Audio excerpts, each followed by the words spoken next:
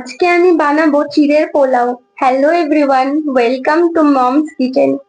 তো প্রথমে আমি কড়াইয়ে সামান্য পরিমাণ তেল দিয়ে দেব। তেলটা গরম হয়ে গেলে বাদামগুলি ভেজে তুলে নেব। তারপর আবারও কড়াইয়ে তেল দিয়ে 1 চামচ কালো সর্ষে আর কিছুটা কারি পাতা দিয়ে কিছুক্ষণ নাড়াচাড়া করে তাতে কেটে রাখা পেঁয়াজ, আলু, গাজর আর কুচনো কাঁচা লঙ্কা দিয়ে দেব। তারপর পরিমাণ মতো লবণ আর হলুদ গুঁড়ো দিয়ে সবকিছু ভালোভাবে নেড়েচেড়ে ঢাকা দিয়ে দেব। এইভাবেই লো ফ্লেমে 10 মিনিট মতো ভেজে নেব। তারপর একটা কুচনো টমেটো আর 1 চামচ মতো চিনি দিয়ে কিছুক্ষণ নেড়েচেড়ে চিড়েগুলি দিয়ে দেব। আমি চিড়েগুলি আগে থেকেই ভিজিয়ে রেখেছিলাম। আপনারা চিড়েটি 2 মিনিট মতো জলে রেখে তারপর অন্য একটি পাত্রে তুলে নেবেন, তাহলেই হয়ে যাবে।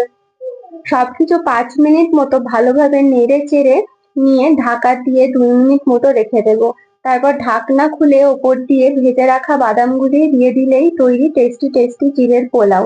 আপনারা বাড়িতে ট্রাই করবেন। ভিডিওটি যদি আপনাদের ভালো লেগে থাকে তাহলে লাইক, কমেন্ট এবং সাবস্ক্রাইব করে দেবেন। Thank you for watching.